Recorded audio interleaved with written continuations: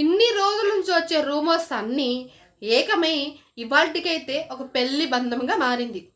ఎవరైతే మనం అనుకుంటున్నామో వాళ్ళ ఫ్యాన్స్కి అయితే సూపర్ గుడ్ న్యూస్. అండ్ కొందరు ఫ్యాన్స్కి తను సింగిల్గా ఉంటేనే నచ్చుతుంది అంటారు.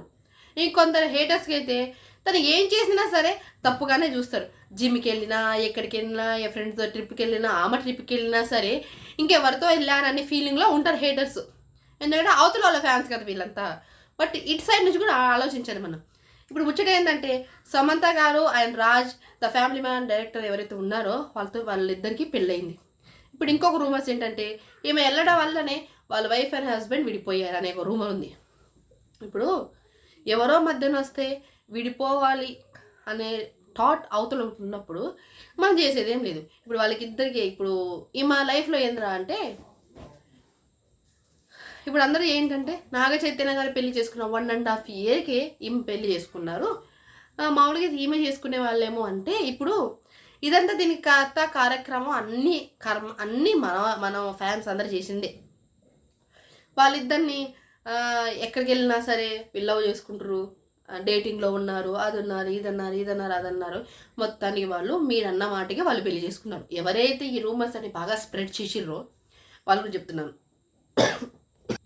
సారీ. సో అదనమాట ముచ్చట. మొత్తానికి సమంత గారు ఈరోజు మార్నింగ్ పెళ్లి చేసుకున్నారు రాజ్ గారితో. సూపర్ అనమాట. ఈ పెళ్లి బంధమైనా 100 ఏళ్ళ పాటు ఉంటే హ్యాపీ. మళ్ళీ విడిపోయి మళ్ళీ అలా ఉంటే ఒక జీవితంలో ఒక్కసారి పెళ్ళి విడిపోతేనే దానంత దరిద్రం ఉండదు. ఇప్పుడు రెండోసారి మళ్ళీ ఇష్టపడి పెళ్లి చేసుకున్నారు. మరి ఇది ఎలా దారి తీస్తుందో తెలియదులే, కానీ కలిసి ఉంటే బెస్ట్. ఇంకొకటి చెప్పాలంటే నాగ చైతన్య అంటే నాగార్జున సార్ వాళ్ళ ఫ్యామిలీకి సెకండ్. అందరికీ రెండు పెళ్ళిళ్ళు అయితేనే కలిసి వస్తుంది. నాగార్జున సార్కి 2 పిల్లలే, తన కొడుకుకి 2 పెళ్ళే, వాళ్ళ చిన్న కొడుకుకి ఎంగేజ్మెంట్ అయ్యి బ్రేక్ అయ్యి మళ్ళీ పెళ్లి చేసుకున్నారు. ఆయన ఒక్కడే తాళి కట్టకుండా ఎంగేజ్మెంట్ బ్రేక్ అయిన సగం పెళ్లి చేసుకున్న తర్వాత మళ్ళీ మరొక పెళ్లి చేసుకున్నారు. అంటే వాళ్ళకి సెకండ్ ఆప్షన్కి స్టూట్ అవుతుంది.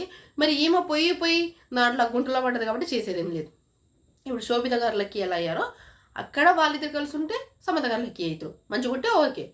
ఇప్పుడు అన్నేళ్ళు ప్రేమించిన తర్వాత ఎన్నేళ్ళు కాపురాలు చేసి పెళ్లి చేసుకొని దాని తర్వాత విడిపోవాలంటే అది ఒకటే. బట్ తను ఎన్ని స్ట్రగుల్ అయితే దాటొచ్చి తన హెల్త్ అన్నీ చూసుకుంటే ఒక బెస్ట్ ఆప్షనే. ఏకైనా ఒక చెట్టుకి ఇంకొక చెట్టు తోడబ్బా, అంతే. అదే అనుకోవాలి మనం. ఇప్పుడు మన జీవితంలో కూడా అంతే కదా. ఎవరికి వాళ్ళకి తోడు భర్త. ఇప్పుడు ఆమెకి ఒక తోడు కావాల్సి వచ్చింది. ఎప్పటికీ అమ్మా నాన్న తోడుంటారు ఉండరు కదా. ఒక కాలం పోయే కొద్దీ మనకంటూ ఒక తోడు ఉండాలనే కోరుకుంటాం. తను కూడా అలానే కోరుకుంది. బట్ దాన్ని కూడా మీరు ఇంత పెద్ద బిగ్గెస్ట్ స్క్రీన్లో చూస్తే మనం చేసేది లేదు. కానీ మొత్తానికి వాళ్ళిద్దరూ అనుకున్నట్టే పెళ్లి చేసుకున్నారు. అది హ్యాపీ న్యూసే అందరికీ. నాకు కూడా హ్యాపీ న్యూసే. ఎన్ని రోజులైనా ఆమె సింగిల్గా తిరగదు కదా. తనకంటే ఒక ఫ్యామిలీ, ఒక పిల్లగాడు ఉంటే అదే మంచిది. కంటారా కనదా అనేది తన ఇష్టం. కానీ పిల్లల మీద ఇంట్రెస్ట్ లేని అన్నీ నడిపిదామా. బట్ తను మనిషిగా మంచిదే. కాకపోతే పోయి బుడత కంట్రోల్లో పడ్డది కాబట్టి బయటికి వచ్చేసింది. ఇప్పుడు తనకంటూ ఒక ఫ్యూచర్, తనంటూ ఒక సూపర్ ఉంది తన లైఫ్. ఇప్పుడు పెళ్లి తర్వాత కూడా బాగా ఉండాలని నేను మనస్ఫూర్తిగా కోరుకుంటున్నాను. అంతే, దాన్ని మంచి ఏం లేదు. మీరేమనుకుంటున్నారు? మీ ఒపీనియన్ ఏంటి సమంత గారి విషయంలో? అది మాత్రం కమెంట్ చేయండి. పెళ్లి చేసుకోవడం తప్పు కాదబ్బా. పెళ్లి చేసుకున్న తర్వాత కలిసి ఉండడమే గొప్ప.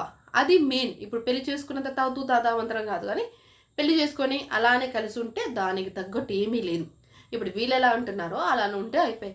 ఇప్పుడు దాన్ని కలపకూడదులే, కానీ ఎవరిది వాడు ఉంటే అయిపోయి అంతే. ఇక మీరైనా మారండి రా నాయన. సమంత గారు సింగిల్ అంటే కానీ ఇప్పుడు మింగిల్ అయిపోయారు అనమాట. ఇదే ముచ్చట. నాకు హ్యాపీ. సమంత గారు నాకు ఇష్టమే కాబట్టి చాలా పాజిటివ్ రివ్యూ ఇచ్చింది అనమాట.